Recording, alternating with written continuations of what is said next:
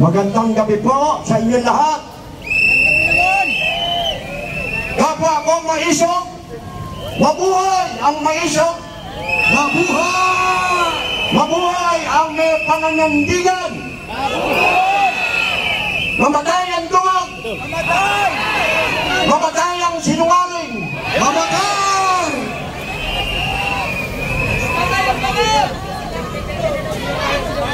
Yung bangag. Kung sana yung aking mga boses ay may kapangyarihan, ang dami na siguro pong namatay. Yung bangag. Ako'y pinagmamasdan ko, ino-obserbahan ko ang abusong mga pulis, lalo na doon sa Davao. Hindi po ako miyembro ng KAOJC. Ako po ay chairman ng Citizens for Good Governance, yung Citizens Congress for Good Governance. Kami po ay advocacy group na ang aming itinataguyod ay una ay yung mabuting pamamahala. Ang pangalawa po ay yung genuine people's participation sa public governance. At ang pangatlo ay federalismo. Dahil po, alam po natin na ang ating setup ngayon, ang ating unitary form of government ay pinaiikot na lang ng mga politiko instead na sila ang umingot sa sistema ng ating gobyerno. Hindi po ba? Tama po ba ako? O may tama sila? May tama sila.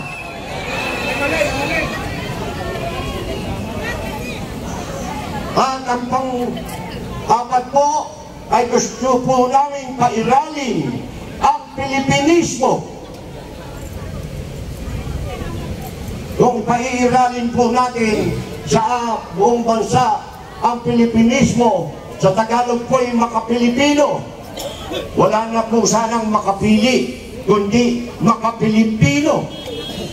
Tapos na po ang panahon ng Hapon, yung makapili. Bakit hanggang ngayon, ang dami pong makapili, lalo na sa ating Kongreso at sa Senado. Hindi po ba? Tama o may tama sila? Tama!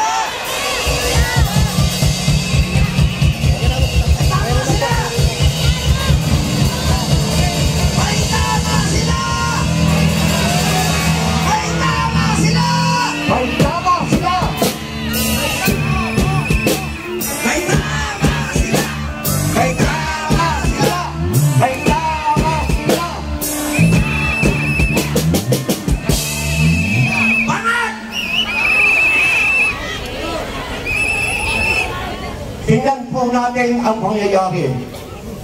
Ano sa palagay nyo ang mandato ng PNP, ng Philippine National Police? Ang motto po nila is protect and serve. Ang tanong, sino ang kanilang pinoproteksyonan? Hindi ba mga politiko? At anong kanilang mga superior? Ang dapat po, ang proteksyonan ay ang tao, ang taong bayan. Di po ba?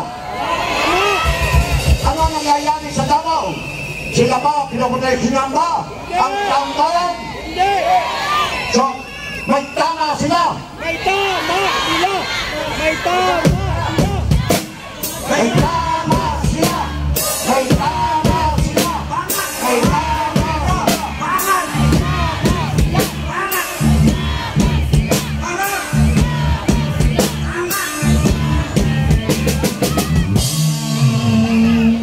Ang susunod na tanong natin sa sarili, yung kanilang motto, protect and serve.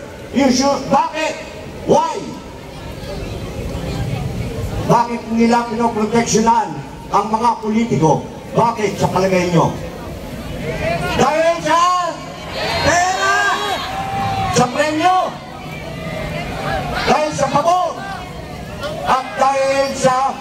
employment security, baka sila matanggal kung hindi sila susunod kahit na illegal ang orders. How could they enforce the law kung sila mismo ay ignorante sa batas at kung alam naman nila ang batas, they are neglectful, they disregarding the law. Tingnan po natin si General Torre. Siya na po ang judge. Siya pa rin ang jury.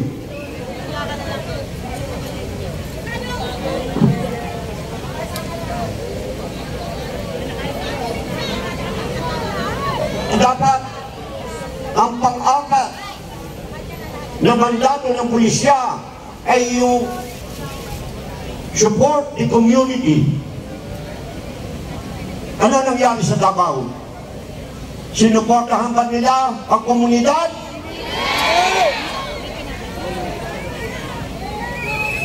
Ano sa palagay nyo ang hinahanap ng mga pulis sa Davao? Kanyanokon!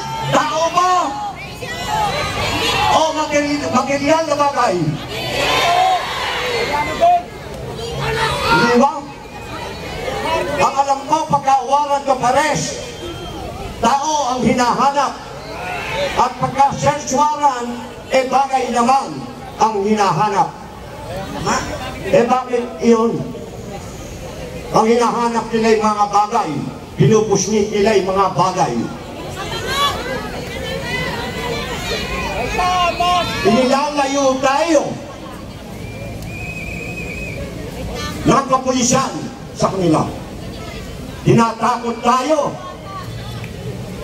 Dapat, nung araw kasi, pag anak ka ng teacher, nung panahon ko po, pag anak ka ng teacher, tiyak na honor ka sa klase. At pag anak ka ng pulis, tinatatakutan ka, walang magbubuli sa'yo. At ginagalang natin ang teacher at saka pulis. Ngayon, ano nangyayari?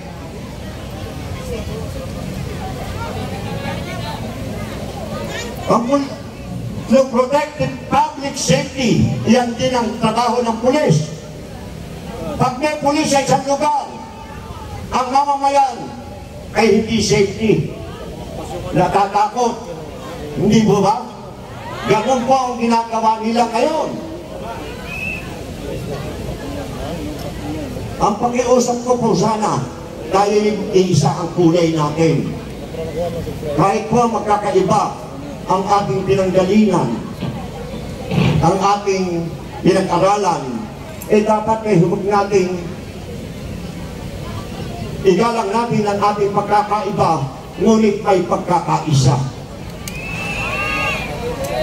Kung isa sa puso po natin ang maka-Pilipino o Pilipinismo, ano po na ang definition ng maka-Pilipino o Pilipinismo? Hanguin po natin doon sa kinanta natin kanina na lupang hinirang.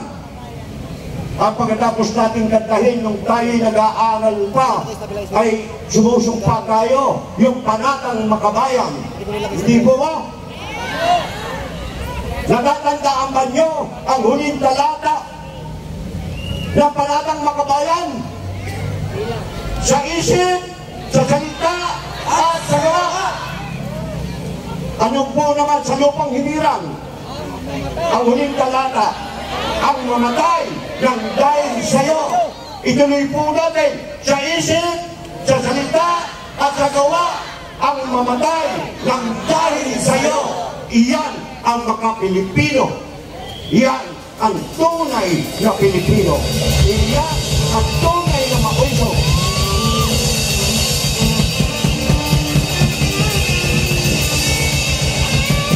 Mabuhay ang maiso, mamatay ang mga bangag. Maraming salamat po. Okay. Thank you po. Maraming salamat po, Engineer. So, Brother Franco, bago po natin Ito, medyo alam ko marami naghihintay sa mga oras na ito na marinig. Siyempre, sa mga batang 90s, yan, makaka-relate talaga sila sa singer na ito. Tama po. Bago natin na na isang vlogger, magaling naman, tama naman yung sinasabi, kulang na sa suporta. Kaya ngayon, kinausap ko yon, nakausap ko ng personal, sabi ko, tutulungan kita. Kasi kaming Transport Alliance, malaki ito sa buong Pilipinas. Malaki ito. 138 local ito. Ganon ito, karami. Ngayon, ang sabi ko sa kanila, luluwas ako ng Maynila kung sakali na magkita dito, kailangan natin ito tutukan. Natuwa naman ako kahit bumagyo, hanggang sa likod may tao, may nakinig. May nakinig. Kasi gusto nilang makita kung ano ba talaga ang kalagayan ngayon. Grabe ang kalagayan ngayon. Sobra-sobra na. Nasaan na ba yung pinangako? Natutulungan tayo. Ito nga lang ha, sa Kikibuloy, sa KOGC, gano'ng kasakit yan. May order yung korte, hindi sinunod. Siguro ang mga pulis ngayon, siguro mga treasure hunter na. Hindi na tayo ang binabantayan. Dati sa panahon ni Digong, pag makakita ka na mayroong military o pulis na dyan, matuwa ka. Ngayon, ang naramdaman sa tao ngayon, nininervyos na. Nininervyos na. Bakit? Natakot ba kataniman ka? Lantara na ang kawalang hiyaan. Kaya dapat magkakaisa na. Kasi itong labor sector, pag hindi pa magkakaisa ito, pupulutin sa kangkungan ito. Tayong lahat na manggagawa. Alam niyo kung bakit gusto na ngayon gagawin agency lahat? Grabe. Mayroon na tayong batas. Hindi ko lang babanggitin yung Republic Act ngayon. Baka mapahiya ko, di naman ako abogado. Pero matagal na yung batas. May batas pinalitan ng Department Order. Pero ang Department Order mas masahol pa kaysa batas. Dati nung nagsalita ako dito, ang lakas ng boses ko. Ngayon, medyo pasensya kayo, medyo paos ako. Galing kasi ako sa biyahe. Wala pa akong tulog. Medyo pagod talaga ako, humabol lang ako dito. Pinalitan ngayon ng DO 174 na para pahirapan ang lahat ng manggagawa. Nakakaligtaan ko. Pahirapan ang lahat ng manggagawa para sa personal na interest. Lumabang tayo. Bumira tayo ng Department Order para sa may ang konduktor. Ang problema, nagkaroon ng Department Order yung mga driver ang konduktor.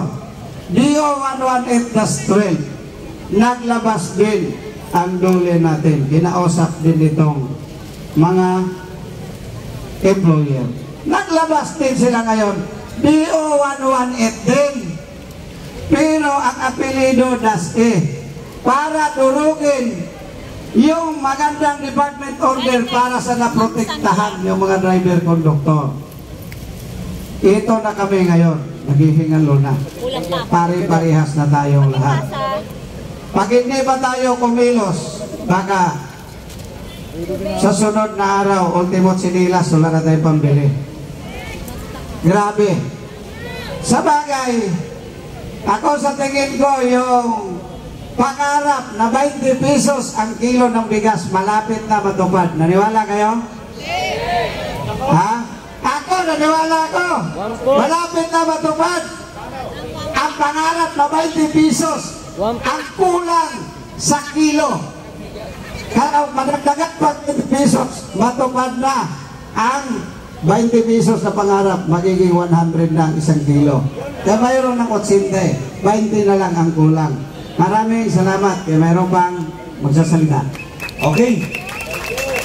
Bigyan po natin ng masigamong palakpakan si Mr. Jose Jesse Ulipar para po sa ating transport sector.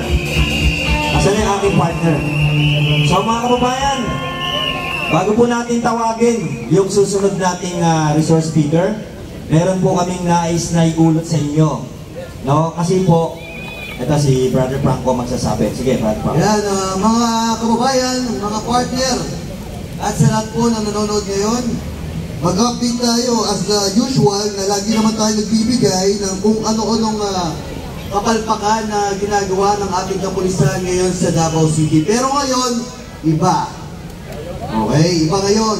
Kung dati talaga naman nagkagalaiti tayo, ngayon is merong 30 kaso na i-file ang pulis. Okay ha? Ang pulis ang nag-file sa mga miyembro ng KOJC sa pananakit. Okay? Pero 36 cases. Pero 18 sa mga misyonaryo ay na-dismiss na sa OCP Davao. So, dinismiss mismo ng Prosecutor's Office ng Davao dahil alam nila na isang malaking kasinungalingan ang ginagawa ng Philippine National Police.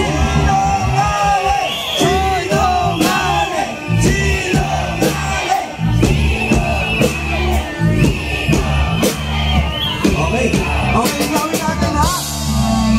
36 against 18 person ay na-dismiss ng OCP Davao City. At yan na malinaw na ipinapakita na meron pa rin tayong batas!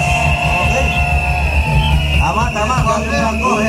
Alam mo, Brother Franco, no, nakakatuwa itong mga nakikisama sa atin ngayong araw na to, no? Kasi tuwing babagsak ang ulan, ang gandang tignan, sabay-sabay bubukas yung mga kapayungan, no?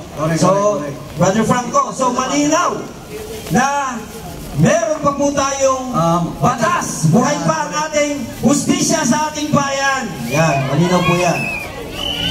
Sa ating mga vlogger, pwede po ibaba po natin ng konti ang mga payo. Okay, kasi po may mga meron po tayo. Okay. So, brother, tawagan na natin ang susunod nating magsasalita.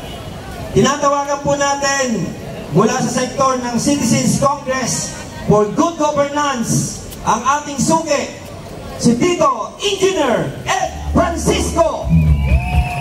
Palakpakan naman tayo mga kababayan!